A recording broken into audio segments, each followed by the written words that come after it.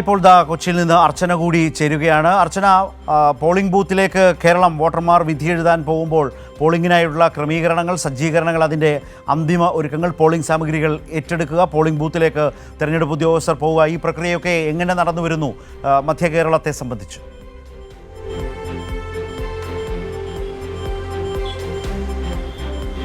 ശരത്ത്, മധ്യകേരളം പൂർണ്ണമായും തെരഞ്ഞെടുപ്പിനായി സജ്ജമായിരിക്കുകയാണ്. എല്ലാ 3148 പോളിംഗ് ബൂത്തുകളാണ് എറണാകുളം ജില്ലയിലുള്ളത്. രാവിലെ തന്നെ മധ്യകേരളത്തിലെ എല്ലാ ജില്ലകളിലും പോളിംഗ് സാമഗ്രികളടക്കം വിതരണം ചെയ്തിട്ടുണ്ട്.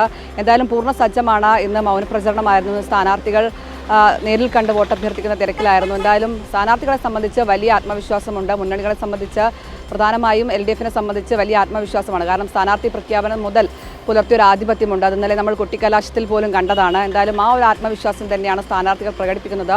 ഏറ്റവും പ്രധാനമായും എറണാകുളം ജില്ലയെ സംബന്ധിച്ച് UDFന് മേൽക്കൈയുള്ളതാണ്. എന്നാൽ ഇത്തവണ അതിലൊരു മാറ്റമുണ്ടാകും തന്നെയാണ് ഇടത് ക്യാമ്പ് വിശ്വസിക്കുന്നത്. ഏറ്റവും പ്രധാനമായും സംസ്ഥാന സർക്കാർ കേരളത്തിലുടനീളം നടപ്പിലാക്കിയ വികസന പദ്ധതികളുണ്ട്.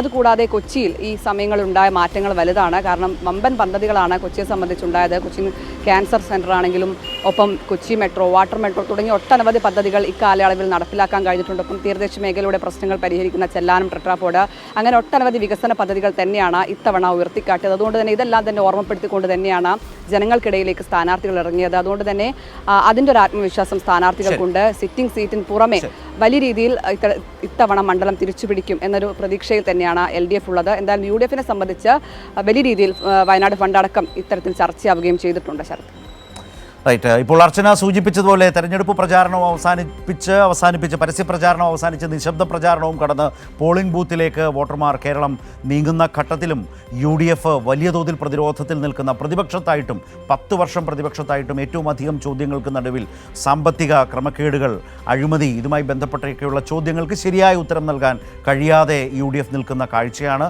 അപ്പുറത്ത് BJP നയിക്കുന്ന NDA ആകട്ടെ വോട്ടിന് പണം കൊടുക്കുന്ന, രൂപ കൊടുക്കുന്ന, കാശ് കൊടുക്കുന്ന കാഴ്ച നേരിട്ട് നാട് കണ്ട സമയമാണ് എന്നതുകൂടിയുണ്ട്. ഇതാണ് ഇതിൻ്റെ ഒരു പൊതു അവസ്ഥ.